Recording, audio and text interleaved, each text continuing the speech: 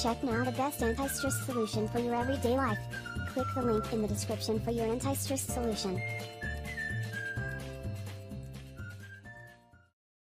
Hundreds of immigrants arrested in routine U.S. enforcement surge.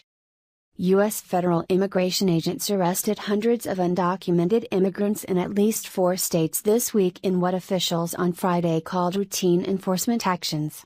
Reports of immigration sweeps this week sparked concern among immigration advocates and families, coming on the heels of President Donald Trump's executive order barring refugees and immigrants from 7 majority Muslim nations. That order is currently on hold. The fear coursing through immigrant homes and the native-born Americans who love immigrants as friends and family is palpable, Ali Narini, executive director of the National Immigration Forum, said in a statement. Reports of raids in immigrant communities are a grave concern. The enforcement actions took place in Atlanta, New York, Chicago, Los Angeles and surrounding areas, said David Marin, Director of Enforcement and Removal for the Los Angeles Field Office of U.S. Immigration and Customs Enforcement. Only 5 of 161 people arrested in Southern California would not have been enforcement priorities under the Obama administration, he said. The agency did not release a total number of detainees. The Atlanta office, which covers 3 states, arrested 200 people, Brian Cox, a spokesman for the office, said. The 161 arrests in the Los Angeles area were made in a region that included 7 highly populated counties, Marin said. Marin called the 5-day operation an enforcement surge. In a conference call with reporters, he said that such actions were routine, pointing to one last summer in Los Angeles under former President Barack Obama. The rash of these recent reports about ICE checkpoints and random sweeps, that's all false and that's dangerous and irresponsible, Marin said. Reports like that create a panic. He said that of the people arrested in Southern California, only 10 did not have criminal records. Of those, 5 had prior deportation orders. Michael Kagan, a professor of immigration law at the University of Nevada at Las Vegas, said immigration advocates are concerned that the arrests could signal the beginning of more aggressive enforcement and increased deportations under Trump. It sounds as if the majority are people who would have been priorities under Obama as well, Kagan said in a telephone interview. But the others may indicate the first edge of a new wave of arrests and deportations. Trump recently broadened the categories of people who could be targeted for immigration enforcement to anyone who had been charged with a crime, removing an Obama. China gets an early win off Trump, but many battles remain. Combining public bluster with behind-the-scenes diplomacy, China wrested a concession from the United States as the 2 presidents spoke for the first time this week, but Beijing may not be able to derive much comfort from the win on U.S. policy toward Taiwan. Several areas of disagreement between the superpowers, including currency, trade, the South China Sea and North Korea, were not mentioned in public statements on Thursday's telephone conversation between Presidents Xi Jinping and Donald Trump. In getting Trump to change course on the One China policy, Beijing may have overplayed its hand. Trump had upset Beijing before he took office by taking a call from Taiwan President Tsai Ing-wen, then casting doubt on the One China policy, under which Washington acknowledges the Chinese position that there is only one China and Taiwan is part of it. Trump changed tack and agreed to honor the One China policy during the call, prompting jubilation in China. Beijing had been working on diplomatic ways to engage Trump's team and largely blaming Taiwan for stirring things up. In L4N1FV21K, laying the foundation for that call had been the low-key engagement of China's former ambassador to Washington and top diplomat, the urbane and fluent English-speaking Yang Jiechi, with Trump's national security advisor Michael Flynn. China was pragmatic and patient.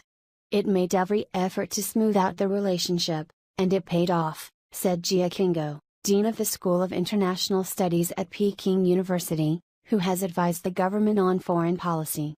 But China also made very clear Taiwan was not up for negotiation, unleashing state media to threaten war and punishment for U.S. firms if that bottom line was breached. China has long described self-ruled Taiwan, claimed by Beijing as its sacred territory, as the most sensitive issue in Sino-US. relations. Its military had become alarmed after the Trump-Tsai call and was considering strong measures to prevent the island from moving toward independence, sources with ties to senior military officers told Reuters in December. In L4N1S0VR, a source familiar with China's thinking on relations with the United States, speaking to Reuters last month, said China had actually not been too bothered with Trump's Taiwan comments before he took office, as he was not president then and was only expressing his personal view. If he continues with this once he becomes president, then there's no saying what we'll do, the source said. Tsai's chilled heart, despite the U.S. concession, military tensions remain. On Saturday, the overseas edition of the ruling Communist Party's People's Daily placed a picture on its front page of Chinese warships about to embark on a new round of drills in the South China Sea, right next to an upbeat commentary about the Xi-Trump call. The paper's WeChat account took a harsher line, saying that with Trump getting back with the program on One China, Taiwan had better watch out. The heart of that Madam Tsai on the other side of the Taiwan Strait must at this moment be chilled to the core, it said. One senior Western diplomat said China had been redoubling its efforts to win over the Vatican, one of a handful of countries to retain official ties with Taiwan. Taiwan says it hopes for continued U.S. support, and one ruling Democratic Progressive Party official told Reuters that the One China policy had not affected previous U.S. arms sales to Taiwan, even as U.S. President's commitment to the island have waxed and waned.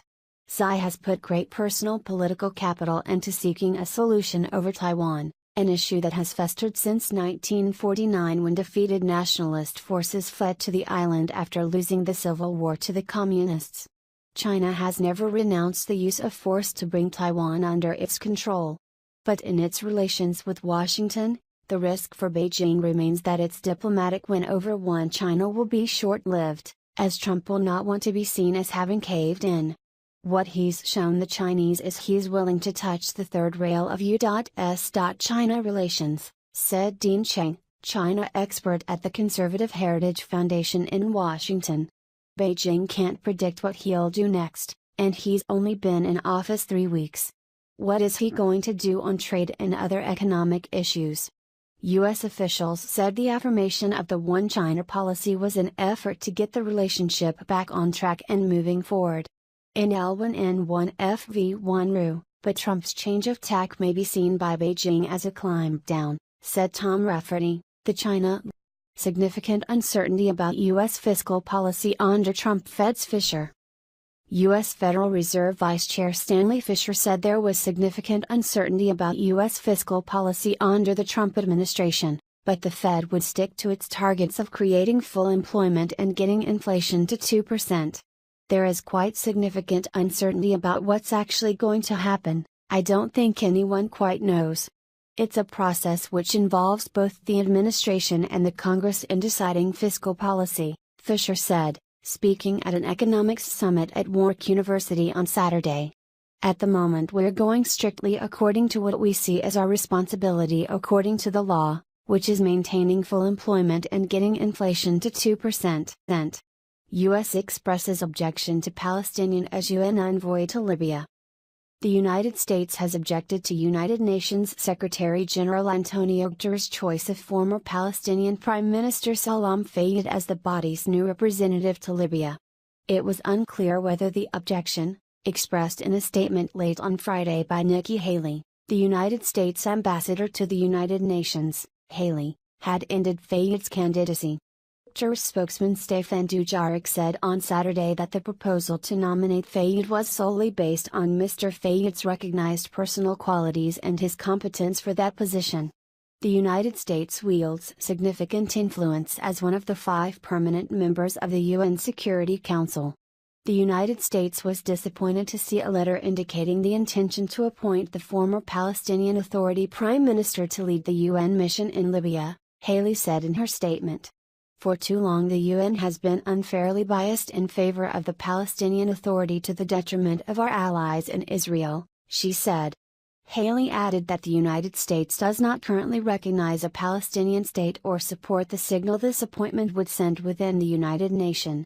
The U.S. ambassador said Washington encouraged Israel and the Palestinians to come together directly on a solution to end their conflict. Dujarric said in response that United Nations staff serve strictly in their personal capacity. They do not represent any government or country.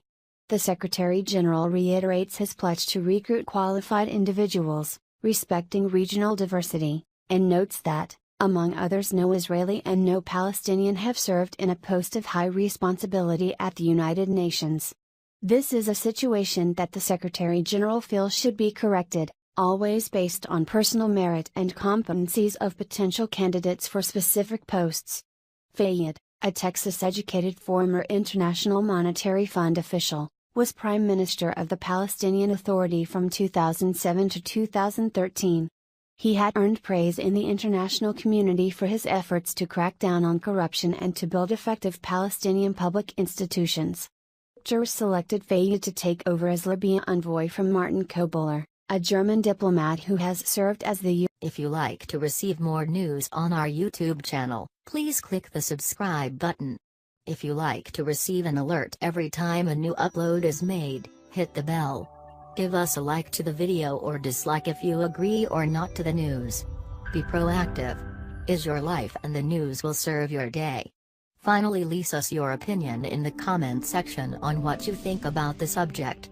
Thank you and stay tuned to Breaking News 24.